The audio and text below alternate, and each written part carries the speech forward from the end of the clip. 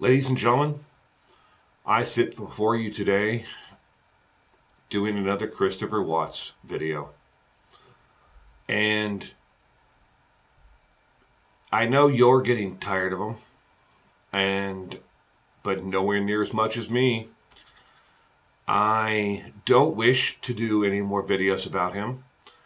I don't wish to do any more research about him. I have moved on, and I have ended every correspondence I had with sources. I bid them all a good day, and I have filed everything away and am done with this case. So many of you have reached out to me through Patreon, Twitter, Facebook, and in the comment section on completely unrelated videos. I hope you watch those videos, to ask me if I would do a Christopher Watts update on the article that was published in People magazine online. And I will go through it today, doing another Watts update just for you. Okay, first off, the article came out April 30th, and it's by Steve Helling. Now, I don't know where Steve Helling got his sources for this article. I can only guess that his source is someone who is definitely deeply entrenched in the pro Christopher Watts case, believing him of being either innocent or likewise. Might be one of the ladies who is currently running a GoFundMe account for him, trying to raise money for his legal battle and to put money on his prison inmate count. I don't know. But according to the story, it starts off, according to a source who is close to Christopher Watts' case. So we can guess that it's got to be somebody who's in, fan club Chris Watts. Now, he says that in the article, the next part says, obviously it would be an uphill battle for him because he pled guilty, says the source, who acknowledges the Watts legal case. And with a guilty plea, you forfeit some of your rights to appeal. That's not entirely true. He forfeits all his rights to appeal except for two. And I will get to those in a second. All right? But that's not absolute.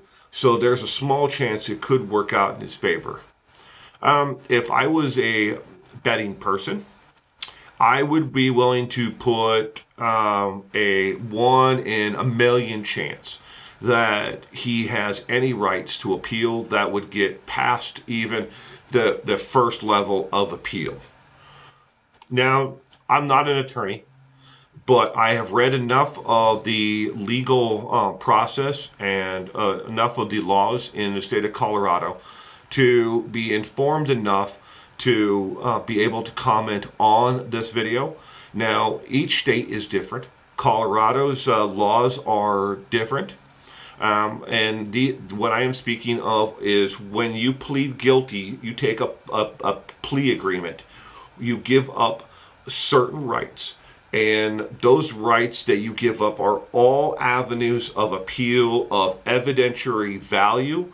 You give up all rights to appeal based on other recourses as well. The only two avenues you have are the following. One, you prove that the state, in this case, the state of Colorado, the prosecuting attorney and the judge, that all of them together made a grievous error against you in some fashion. Either they tabulated the time wrong and said, okay, we are sentencing you to 119 years, but they miscalculated it and they put you down for 1,000 years. Either way, he's never getting out. But that's avenue one. If you can prove that there was a misconduct on the part of the judge, the DA, then you could win an appeal on that route. These are his only two options. That's one. The second option over here is if he is able to prove that his defense did not aid him in any process or explain to him the process for pleading guilty and what he was pleading guilty to, and did not help him in the bargaining phase of the actual plea to win, some kind of favor. In this case, his defense got the death penalty taken off of the table, and they were able to plead it down from him getting supermax to maximum security, and with a possibility to later on that he could work his way down in security. He'll never get to minimum security, but the lowest he will ever get to is medium security prison. But they got this in the plea agreement. There was nothing, absolutely nothing else guaranteed in the agreement that he signed. And it is a basic agreement. All they asked for was don't put him in supermax, don't send him to the worst of the worst prison, and don't go for the death penalty on this case, which they weren't going to go for. And that was why he started spilling his guts. All lies originally, but he spilled his guts because he pled guilty to everything because they were taking the death penalty off the table. See, the DA did not tell him that they were taking the death penalty off the table, and that's what the Ruszczyk's family wanted. They didn't tip their hand to that. They let Christopher Watts think that they were going after the death penalty on him full force, and it scared him into it. He did it. Now, in the article, it goes on to say, oh boy, he understands that this would be a Hail Mary, says the insider. He is smart enough to realize that it's unlikely to ever change anything, but he's sitting in prison with nothing but time. It's sinking into him that he could be in the same cell for 50 years. And now he's trying to decide whether there's any legal remedies for him. All right? Now, moving on. We're not done yet. Everything happened so fast. At the end of the legal proceedings, the source says, he's not sure he was in the right mind to plead guilty like he did.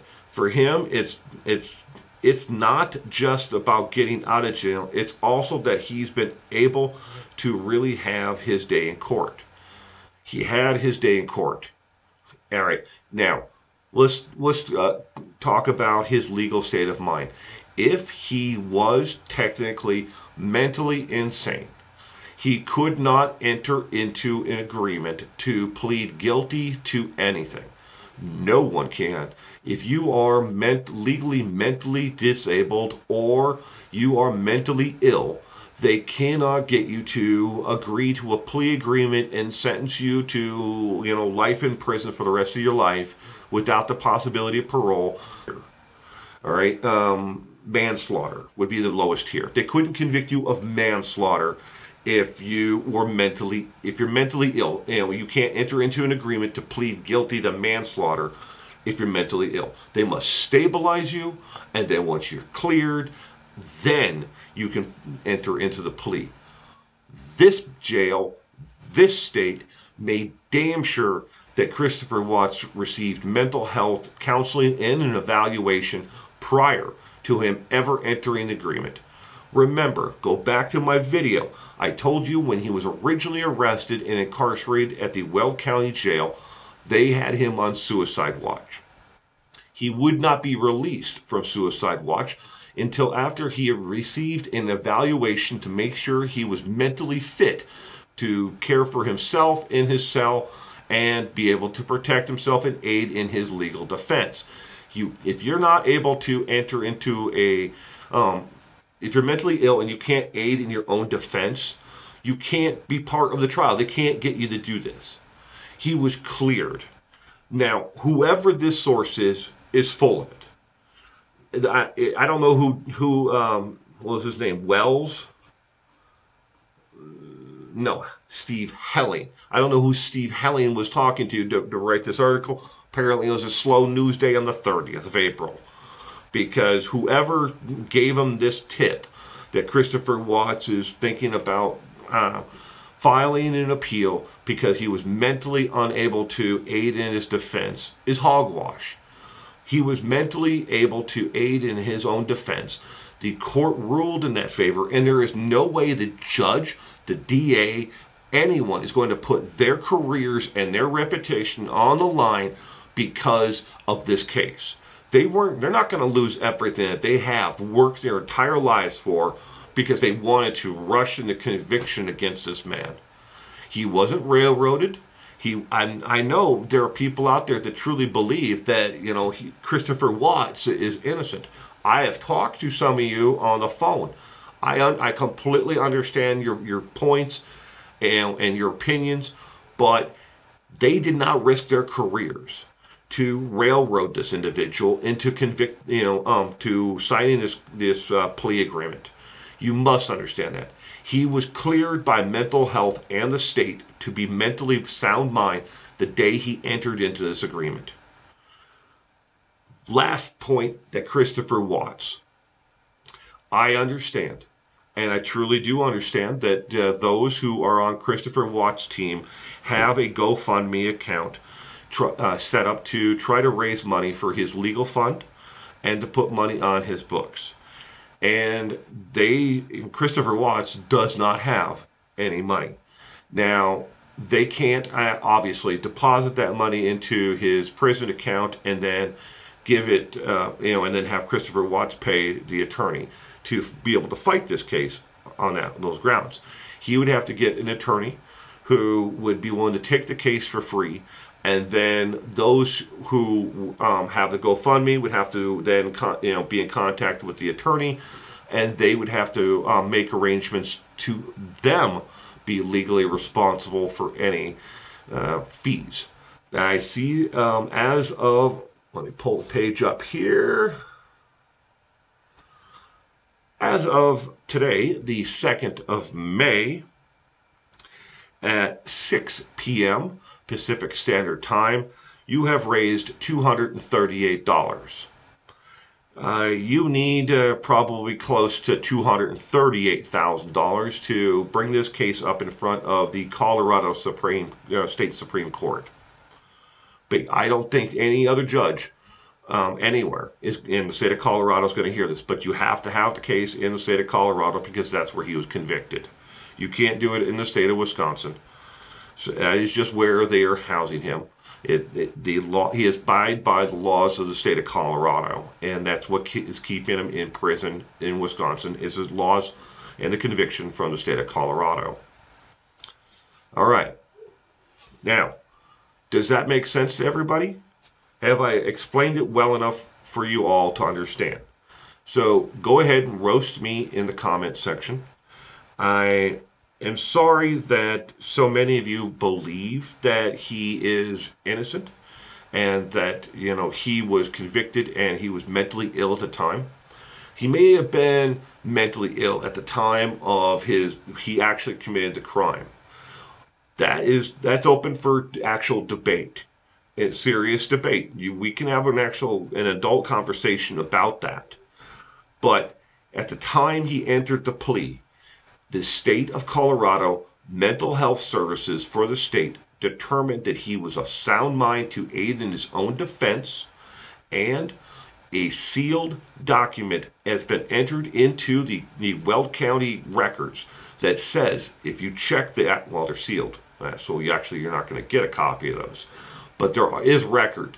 You can contact the 3rd District Court in Weld County, and you can verify that a mental health evaluation is on record.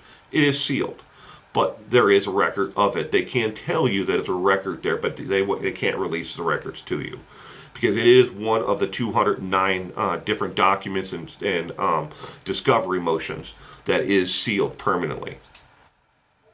So, well,